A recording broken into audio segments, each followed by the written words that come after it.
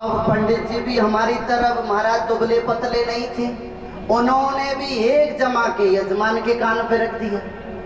अब स्थिति ऐसी आ गई कि दोनों ही महाराज गुत्थम गुत्था, और जहां कथा हो रही थी वहां धड़ाम से नीचे गिर पड़ी।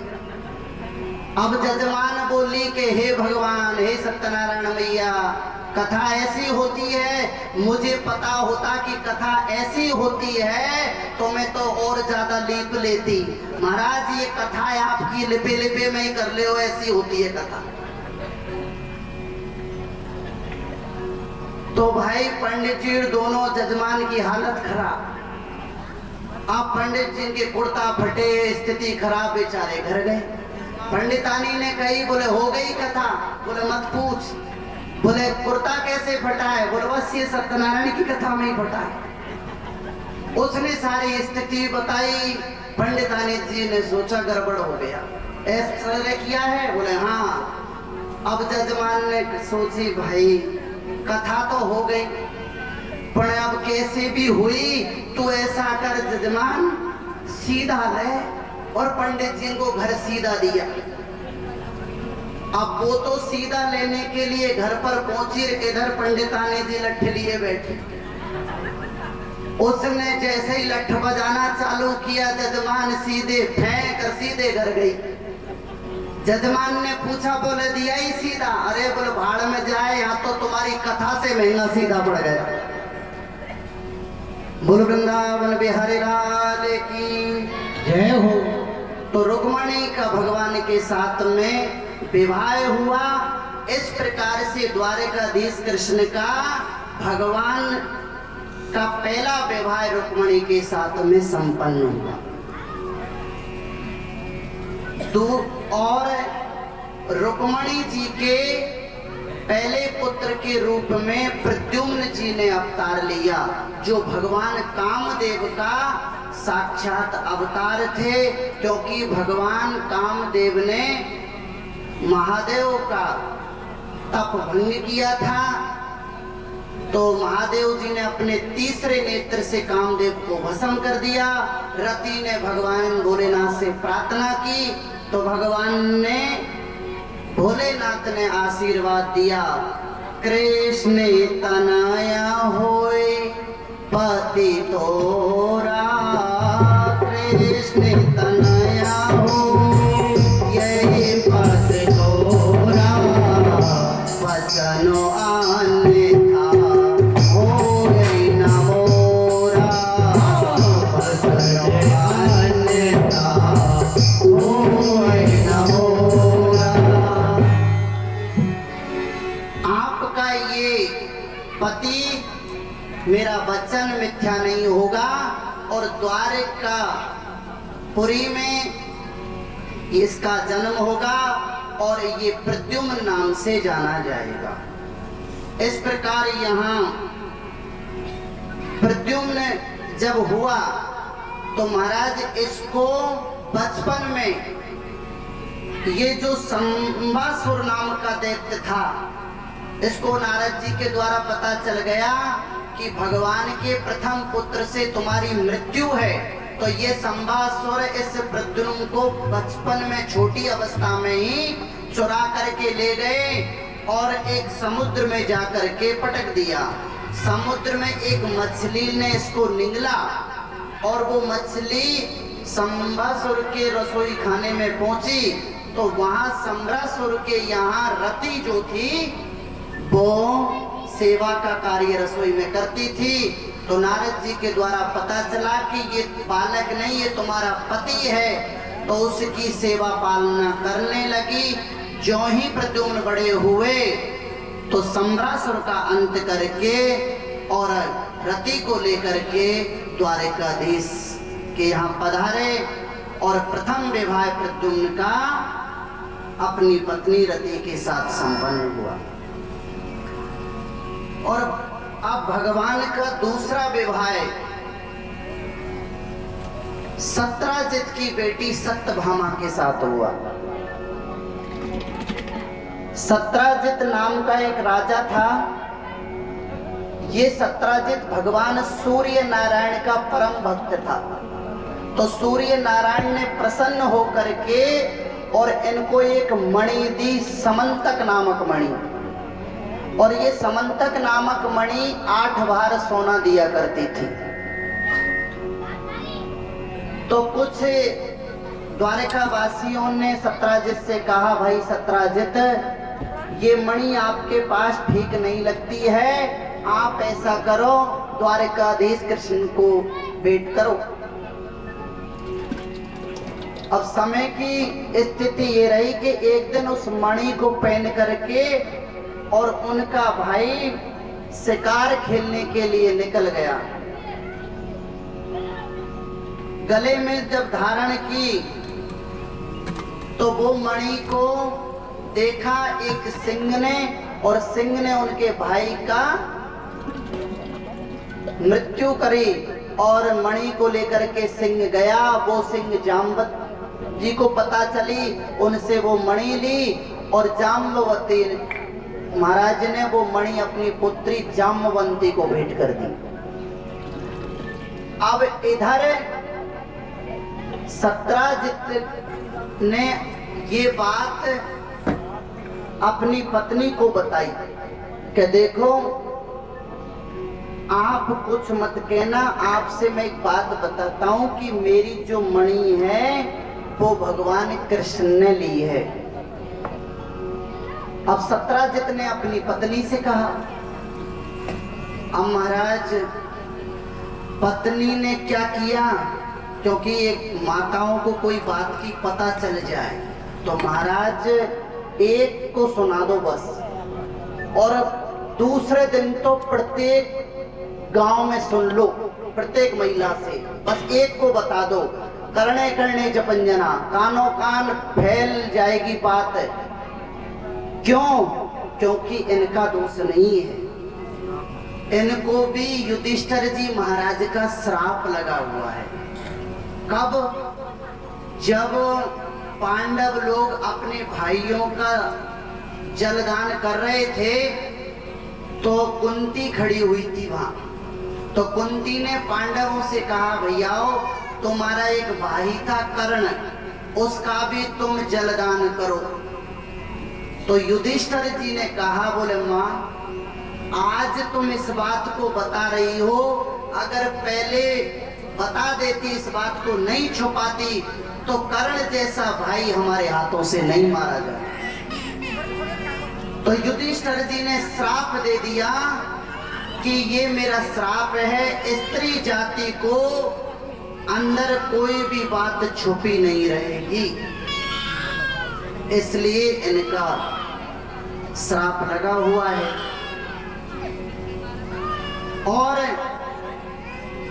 बात करने में भी महाराज कथा कम और एक दूसरे की बातें ज्यादा। भगवान को जब पता चला कि सत्राजित की मणि का चोरी का इंजाम मुझ पर आ गया है, तो कुछ द्वारिका के गणमान्य लोगों को लेकर के भगवान निकले हैं सत्राजित की मणि की खोज में। तो चलते गए, उन्होंने देखा कि रास्ते में एक सिंह मिला। सिंह के पद चिन्हों को देखते देखते पहुंचे तो वहां ऋष महाराज जाम्बवती के चरण दिखाई पड़े। उनको भगवान देखते देखते गए कि एक गुफा में गए। गुफा में देखा कि जाम्बवती की कन्या मणि से खेल रही है और जाम्बवती जी वहां पर बैठे हैं। तो जाम्बवती महाराज ने जब भगवान को देखा तो कहा कि भाई हम मणि लेने के लिए आए हैं। तो जाम्बवती जी महाराज ने कहा कि महाराज कन्या को दिया हुआ दान पिता वापस नहीं लेता है। लेकिन जाम्बवती जी भगवान से भिड़ गए, युद्ध करने लगे और 28 दिन तक युद्ध करते रहे। अब जाम्बवती जी समझे कि पार नहीं पड़ेगी, तो भगवान से कहा, बोले महाराज दान तो बेटी को कर दिया, पिता नहीं लेता है, लेकिन एक समाधान है आप मेरी पुत्री से विवाह कर लीजिए और दहेज में ये मणि ले जाइए। तो भगवान ने जाम्बवती के साथ में विवाह किया और जाम्बवंत जी को और मणि को लेकर भगवान द्वारिका में आए। अब द्वारिका में तो पहले ही आवाज लग रही थी कि देखो कन्हैया चोर है, पहले भी माखन चुराता था, आज भी मणि चुराता है। तो द्वारिकाधीश वालों की भाषा बदल गई। वो कह रहे थे कन्हैया चोर है, आज वो ही कहने लगे भैया हम तो पहले ही जानते थे, हमारे महाराज ऐसा नहीं है। देखो जनता की हवा कब किधर चल जाए कोई पता नहीं। तो भगवान ने वो मणि सत्राजित को दी। अब सत्राजित को जब मणि मिली तो सत्राजित भी लोगों ने इतना कुछ कहा कि सत्राजित के कान नहीं पक गए सुनते सुनते, शर्मिंदा पड़ गया और उसने कहा महाराज मुझे बचाओ, क्या करें? बोले आप मेरी बेटी सत्यभामा के साथ विवाह कर लीजिए और जब मैं आपका ससुर बन जाऊंगा तो दुनिया वाले मुझसे कुछ नहीं कहेंगे। तो भगवान ने यहाँ सत्यभामा के साथ भी विवाह किया।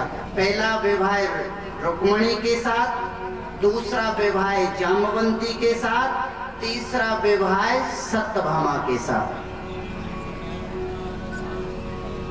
तो इस प्रकार एक दिन भगवान अपने मित्र पांडवों से मिलने के लिए इंद्रप्रस्थ पधारे। इंद्रप्रस्थ वर्तमान नाम दिल्ली को कहा जाता है। हमारे पुराणों में दिल्ली का नाम इंद्रप्रस्थ कहा जाता है। तो इंद्रप्रस्थ कौरवों पांडवों के यहाँ गए तो एक दिन भगवान अर्जुन को लेकर के यमुना के किनारे घूम रहे थे। तो वहां एक कन्या को तपस्या करते हुए देखा। भगवान ने अर्जुन से कहा अर्जुन आप इस देवी से जाकर के पूछो ये कौन है। तो भगवान उनके पास में गए। तो अर्जुन ने पूछा देवी आप कौन हैं? तो कन्या ने कहा अहम देवस्य सवितुर्दुहिता पतिमिच्छति विष्णु वरेण्यं व्रतः तपः परमास्थिता। मैं सविता की दुहिता यानी कि सूर्य की पुत्री यमुना हूँ और विष्णु वरेण्यम मैं भगवान विष्णु के वर्ण के लिए तपस्या कर रही हूँ। अर्जुन बोले महाराज आपकी बृहस्पति बहुत गजब चल रही है, ये देवी आपको पाने के लिए ही तपस्या कर रही है। तुरंत भगवान ने कालिंदी के साथ में यमुना के साथ कालिंदी के साथ भी विवाह किया। बोल द्वारकाधीश भगवान की जय हो। और इस प्रकार कालिंदी के साथ में भी भगवान ने विवाह किया। एक महाराज उज्जैन के राजा थे बिंद और अरविंद। इनकी एक बहन थी जिसका नाम था मित्रवृंदा। तो मित्रवृंदा दुर्योधन, ये दोनों भाई दुर्योधन के साथ में मित्रवृंदा का विवाह करना चाहते थे, लेकिन मित्रवृंदा द्वारकाधीश की माला जप रही थी। तो भगवान ने मित्रवृंदा के साथ भी विवाह किया। इसके बाद में भगवान ने पाणी ग्रहण के बाद महाराज कौशल नरेश नग्नजीत महाराज की कन्या सत्या के साथ में किया। इन नग्नजीत महाराज ने एक शर्त रखी कि मेरे 7 बैल हैं, बलशाली 7 बैल हैं, इनको जो कोई राजा एक रस्सी में बांध देगा उसके साथ में मेरी बेटी का विवाह सत्या कर दूंगा, सत्या का विवाह। तो बड़े बड़े राजकुमार योद्धा आए, किसी के बस की बात नहीं। अब भगवान तो भगवान है, एक रस्सी में ही 7 बैलों को नाथ दिया। तो सत्या के साथ में भी भगवान ने विवाह किया। इस प्रकार 6वां विवाह भगवान ने सत्या से किया। एक वसुदेव की छोटी बहन थी सुतकृति। ये भगवान की बुआ, ये जो भगवान की सुतकृति बुआजी लगती थी, तो इनकी बेटी थी भद्रा। तो इन्होंने भद्रा के साथ भी विवाह किया। ये भगवान का साता विवाह है। और एक परीक्षित भगवान एक बार लक्ष्मणा यानी लक्ष्मी का एक मछली का भेदन करने से भगवान ने लक्ष्मणा के साथ भी विवाह किया। तो इस प्रकार भगवान के 8 विवाह तो अलग अलग हुए, लेकिन 16,100 विवाह एक साथ संपन्न हुए। परीक्षित कहते हैं महाराज ऐसे कैसे? तो सुखदेव ने कहा, परीक्षित, एक राजा था भौमासुर। भौमासुर ने जब भगवान ने महाराज किया था तो उसी समय ये प्रतिज्ञा की थी कि मैं भी महाराज करूंगा, तो जितने भी राजाओं को जीतता उनकी सारी बहन बेटियों को लेकर के और वो महाराज जेल खाने में बंद कर देता था। तो इस प्रकार भौमासुर ने 16,100 कन्याएं बंदी बना रखी थी। भगवान को पता चला कि भौमासुर की जेल में 16,100 कन्या कैद हैं। ये भौमासुर नाम क्यों पड़ा? भूमि पुत्र होने के कारण इसका नाम भौमासुर पड़ा। भौमासुर धरती का पुत्र था, पृथ्वी का। और जो भगवान साथ में लेकर के भौमासुर को मारने के लिए गए तो महाराज सत्यभामा को साथ में लेके गए थे, क्योंकि पृथ्वी का ही रूप था सत्यभामा, इसलिए बुरा ना लगे। तो भगवान प्राग ज्योतिषपुर सत्यभामा को साथ में लेके पहुंचे हैं। तो सत्यभामा भूदेवी हैं। समस्त बंदी गृह में से भौमासुर के यहाँ ज्यों ही पहुंचे तो मुर नामक दैत्य भगवान को मारने के लिए आया। भगवान ने उसका भी सुदर्शन चक्र से उद्धार किया और मुर दैत्य के वध करने के कारण एक भगवान का नाम पड़ा मुरारी। बोल मुरारी भगवान की जय हो। तो जब भौमासुर के साथ में भगवान ने युद्ध किया, भौमासुर हार गया। पृथ्वी महारानी ने भी भगवान से प्रार्थना की और भौमासुर का उद्धार करने के बाद भगवान से जो 16,100 कन्या थी वो कैद से मुक्त होकर के जाने लगी। तो सबने प्रार्थना की, भगवान लोक मर्यादा के कारण हम कहाँ जाएं? अपनी परिस्थिति को देखा, समझा, तो भगवान ने एक ही मुहूर्त में 16,100 कन्याओं के साथ में संबंध जोड़ा। 16,000। इस प्रकार भगवान की 16,108 विवाह हुए। और अब भगवान के परिवार का वर्णन कर लो आप। 16,108, प्रत्येक रानी के 10-10 पुत्र और एक-एक कन्या। अब काउंटिंग करो कितना बड़ा परिवार है। एक जिला घोषित हो जाए। इस प्रकार भगवान अपने ग्रस्त लीला में रह रहे हैं। सुखदेव जी से परीक्षित बोले, भगवान आप हमें ये बताएं कि इतना बड़ा भगवान का परिवार है, तो फिर इतने बड़े परिवार में भगवान रहते कैसे हैं? या तो 4 आदमी भारी पड़ जाएं, तो फिर भगवान इतने बड़े परिवार में रहते कैसे हैं? तो यहाँ सुखदेव जी कहते हैं, परीक्षित आप परिवार पर भगवान के पे नजर करें तो भगवान का परिवार बड़ा है, कोई ना कोई रानी कोप भवन में जाकर के बैठ जाती है। पहले जब हमारे राजा महाराज महल बनाते थे ना, तो वहाँ एक महल स्पेशल होता था, क्योंकि कई रानियां रहती थी, कौन सी रूठ जाए, तो विशेषकर राजा कोप भवन में जाता था, कौन सी रानी रूठी है मनाने के लिए। आजकल तो कोप भवन की आवश्यकता नहीं है, तो वहाँ कोप भवन में जाकर के देखते तो कोई ना कोई रानी रूठ जाती थी, भगवान मना लेते थे प्राय, क्योंकि भगवान तो भगवान है। अब एक दिन देवऋषि नारद ने सोचा कि भाई भगवान का इतना बड़ा परिवार है, तो हम जाकर के देखें तो सही भगवान रहते कैसे हैं, भगवान की गृहस्थ कैसे चल रही है गृहस्थी। तो नारद जी आए और भगवान के पास में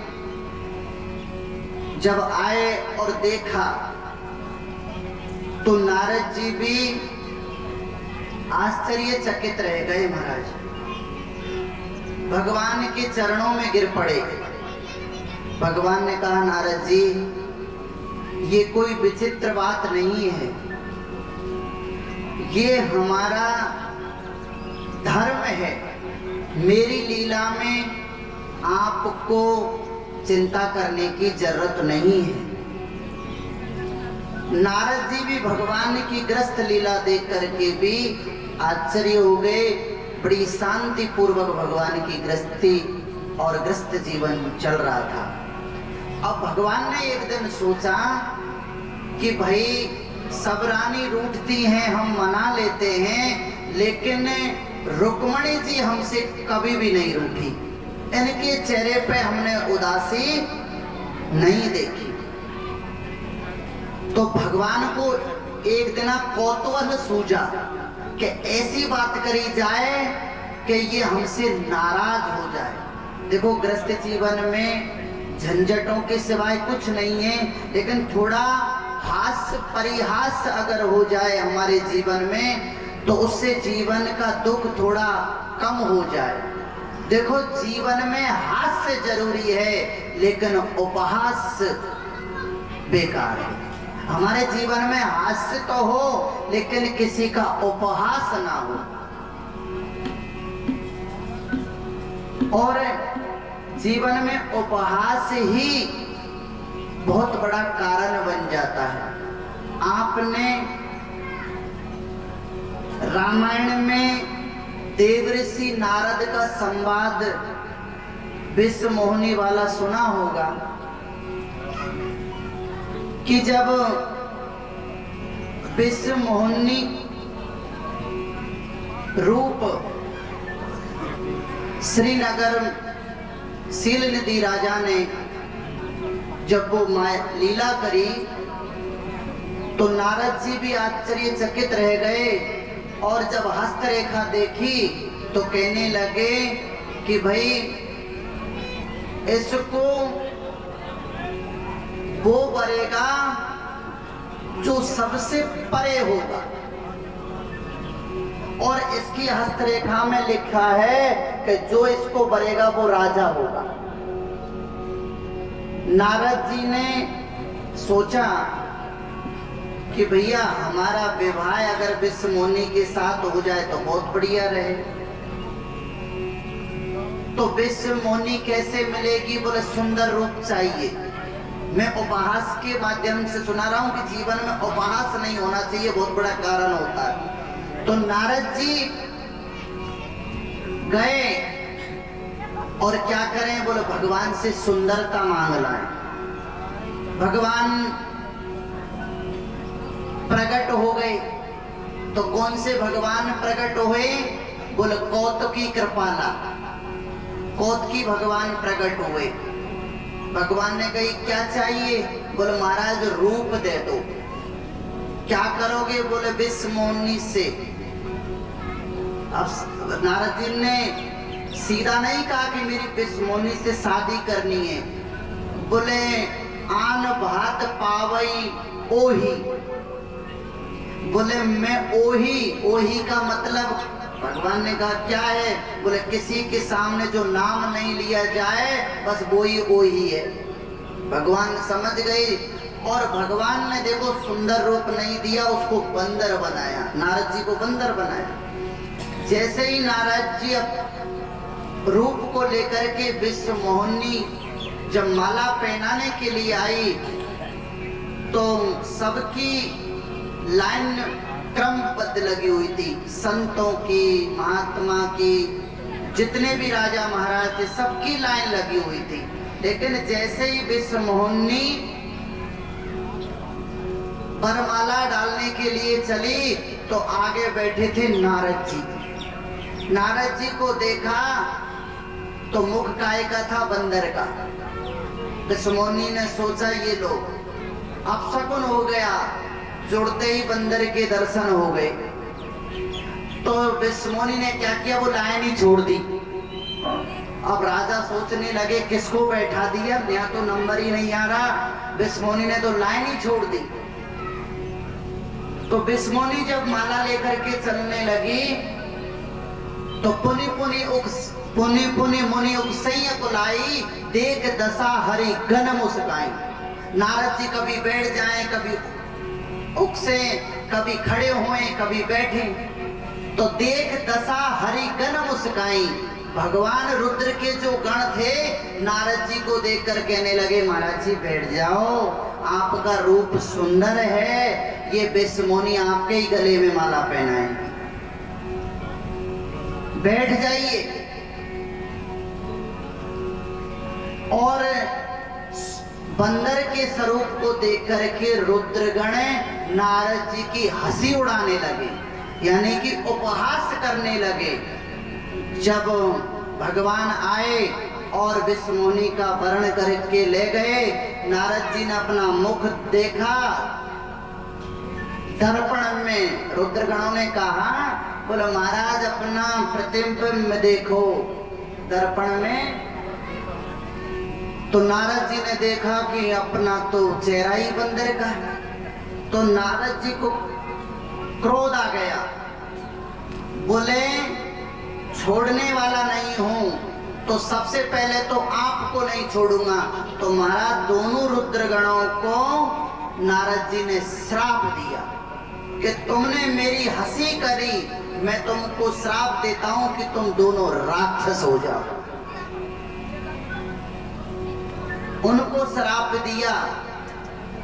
जब रुद्रगण कहने लगे महाराज हमने थोड़ा सा उपहास किया तो आपने हमको राक्षस बना दिया, तो जिसने आपका मुख बंदर का बनाया है उसका क्या होगा? तो नारद जी कहने लगे बस मैं अब उन्हीं के पास जा रहा हूं। तो फरकत अधर कोप मन माही, सपति चले कमलापति पाई। गुस्से में लाल हो गए नारद जी और चले। जब नारद जी को भगवान ने देखा तो बीच में ही आकर के दर्शन देने लगे। और दर्शन भगवान कैसे दे रहे हैं? बोले एक संग तो लक्ष्मी खड़ी है और एक संग विश्व मोहिनी खड़ी है, संग रमा सोई राजकुमारी, दोनों खड़ी है। अब नारद का क्रोध बढ़ गया, यहाँ तो एक नहीं होने दिया और ये स्वयं दो लोग खड़े हैं, दो को लेकर खड़े हैं, यहाँ एक विवाह नहीं होने दिया। तो नारद जी का और पारावार बढ़ गया। तो भगवान को ही गालियां देने लगे, बोले पर स्वतंत्र सिर पर नहीं कोई, भावई मन ही करो तुम सोई। बोले तुम्हारे सिर पर किसी का अधिकार नहीं है, जो आप मन में आते हो वो करते हो। नारद जी ने श्राप दे दिया। लेकिन जब भगवान ने लीला दूर की तो ना रमा ना राजकुमारी।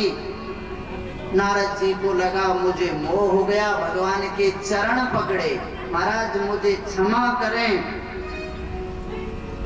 भगवान ने कहा, बोले नारद जी घबराने की बात नहीं है, मम इच्छा कह दीन दयाला, ये तो मेरी इच्छा थी। नारद ने कहा महाराज मैं क्रोध में हो गया हूं, अब मुझे शांति चाहिए।